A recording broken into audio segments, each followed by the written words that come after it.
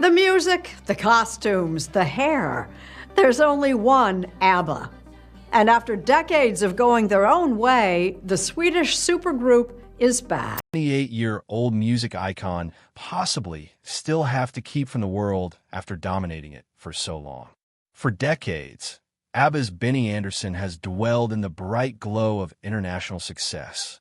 But behind the glory, there were rumors, unseen realities, and questions that fans never ceased asking, especially concerning her. Now, finally, Andersson speaks out with a revelation that changes the way we understand him and the band's place in history forever. Prepare to learn about the truth you never saw coming. Her song was always playing. Benny Andersson revealed a part of his life unknown to everyone else at the age of 78. Fans have employed every lyric and every tune to discuss ABBA's shattered marriages for decades. But another chapter had been written in silence in his house, out of sight of the headlines. And it wasn't fame or fortune. It was the woman who kept him grounded when things turned black. That woman was Mona Norlet, and she was the love he discovered once everything had fallen apart. Mona disliked being on stage or in the limelight. Even though she worked in television, she didn't live close to the hell that was Benny's reality. She restored him to regular mornings, quiet dinners, and life where nobody was recording his every step. Benny once indicated that what she offered him could not be obtained at packed stadiums. Theirs was the love that was theirs and not anybody else's, and her strength was in silence.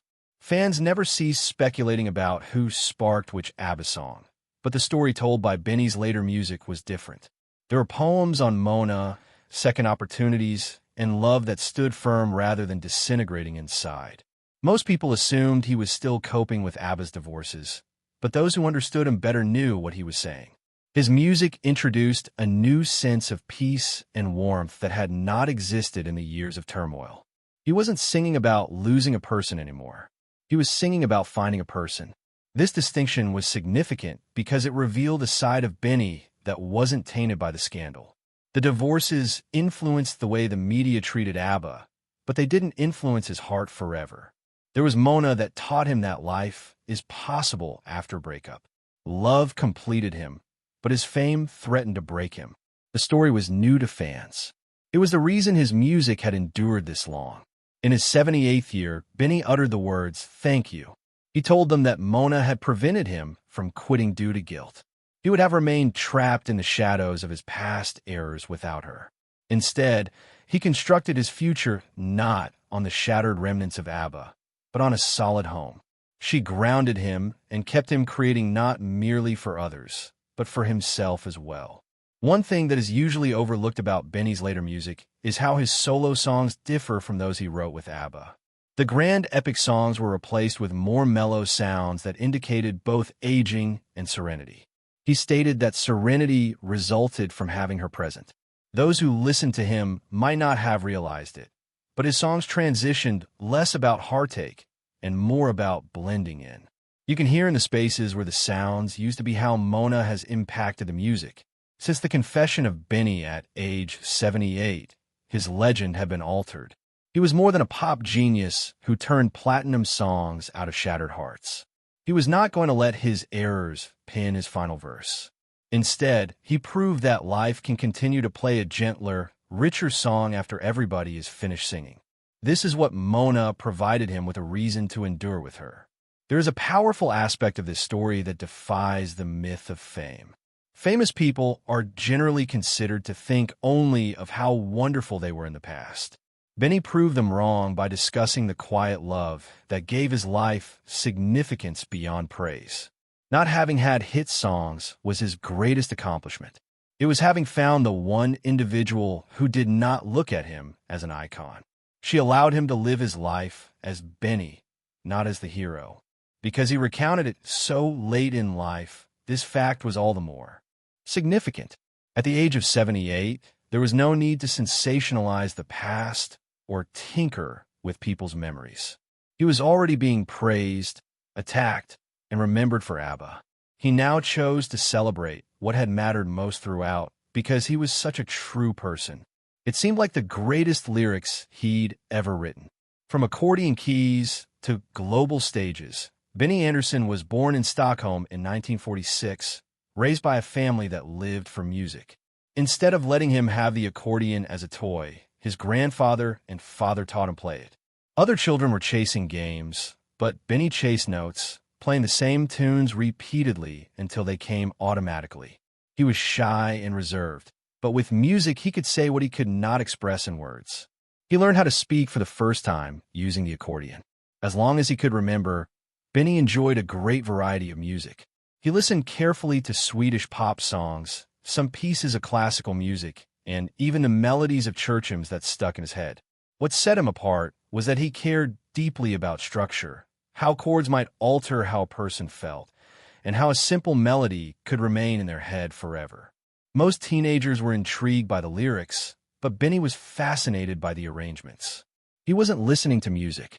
He was taking it apart and reassembling it in his head. He was more than just a player because he was so fascinated by rhythm. In the early 1960s, Benny's talent brought him into Sweden's new rock scene. He was recruited by the Heap Stars, who were already famous in Sweden and popularly referred to as Sweden's Beatles. They became a chart topper and performed to screaming fans at their live shows. For Benny, it was the first bit of fame, and he enjoyed playing in front of so many. Although he was thrilled, he felt detached. The stage lights delighted the people, but he was more delighted in the background, playing a piano and assembling songs after all the people went home. This tension revealed something else about his character. Although most of his friends enjoyed being the center of attention, Benny was shy and embarrassed whenever he was famous. He discovered that traveling was dull, noisy, and exhausting. Yet, composing music brought him calm and vitality. He wasn't attempting to evade the attention, but he wasn't attempting to attain it either. He was aware that his skill lay in performing tricks that astounded folks, not so much. His gift was creating songs that would endure forever and other individuals could carry into the world. It was during this time that Björn Ola's entered his life unexpectedly. Being part of folk group Houdini Singers, Björn enjoyed music that sounded like it had been put together with care rather than hurried onto the stage. They began writing together shortly after meeting. Their variations complemented each other. Benny was improvisational and melodic, but Björn was structured and careful. Together, they created songs that were both accurate and emotional. What had started as a means to collaborate soon became what seemed like destiny. Their collaboration was more than merely a time saver. It was a meeting of two artistic minds that assisted one another in developing. The songs were frequently penned by Björn, but Benny's melodies brought them to life. He had this incredible talent for creating songs that were instantly recognizable, but also new enough to be unique. They balanced with each other, resulting in something far greater than either could have achieved alone. Benny had finally discovered someone who could understand the same language he had grown up speaking. Björn. It wasn't English or Swedish. It was music. Mostly, Benny told that music was his true language and the only one that he could speak fluently. He was timid, so he didn't enjoy lengthy conversations or public performances. But whenever he played an instrument, the grip on him disappeared, and the voice spoke through rhythm and harmony took over. Every car contained things on it that he couldn't describe. This reality foreshadowed how he would reveal his authentic self, not through speeches, but through tunes everyone across the globe would listen to. While the world celebrated with ABBA's happiness, Benny silently endured Storm's fame and Wolf could not shield him from. The women who defined the music Agnia Falsag was the peaceful ray in the storm that ABBA represented. She had a voice when she was a kid that could be both soft and broken. She provided the band with its golden, melancholy sound. Her songs used to make me desire something like a person who is attempting to reach for something that they can't quite have. That wasn't an error. Agnia's strong emotions transferred into the songs. Many people felt as though she was singing their own stories. The second singer was Annie Friedling, who was commonly known as Frida. Her voice sounded quite different from the rest. Frida was fiery, soulful, cutting, and full of vitality. Having grown up in the post-war years in a hard family made her tough. Whenever she spoke, that toughness was evident. Frida had the capability to make people get up and Agnia had the ability to make people cry. Together, they created the well-known ABBA sound. Not only did their harmonies blend, but they also bumped heads, creating sounds that no one else could possibly duplicate. Behind them stood Bjorn Alas and Benny Andersson, who weren't just creating music. They were also experiencing what the songs were written about. The result was art built upon actual events that were occurring simultaneously. That's what was so fascinating about their music. It wasn't a slick dream. It was actually their own lives. It was as famous for ABBA's Love Lives as for their music. Nobody suspected anything of Bjorn and Agnia being together, but Benny and Frida's relationship added a third dimension of drama. Golden, however, did not equal perfect. There were cracks in both marriages, and those cracks soon became the subject of their greatest songs. They didn't take cover behind bland lyrics. Instead, they drew on their own heartache to create pop anthems. Lots of people claim that The Winner Takes It All is Agnia's finest work. Not only was she playing when she sang it, but it was written from the end of her marriage to Bjorn. The fans could sense how sorrowful it was, and that made it so easy to recall. Knowing You was, however, concerning the bonds disintegrating in the band. These were not studio-made songs. They were assertions with music layered on top of them. Fans weren't crazy. Benny claimed after decades, some realities were concealed in the lyrics of a great many ABBA songs. He confessed that melodies were more dependable to him than relationships.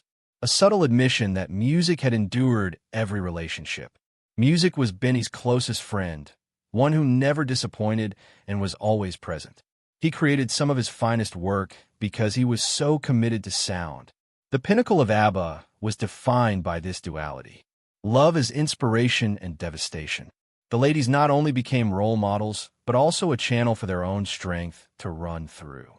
Agnia endured her heartbreak with elegance. Yet Frida battled it with flames. They battled their inner wars with their vocals as one, which was the war zone. Off the stage, that tension stung. But it was the songs that made the group superior to any other band in their era.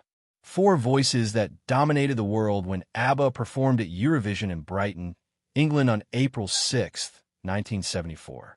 Their existence was never to be the same again. They sang Waterloo with glittery outfits and tons of energy. Not only did they win the competition, but they also revolutionized the rules of pop music.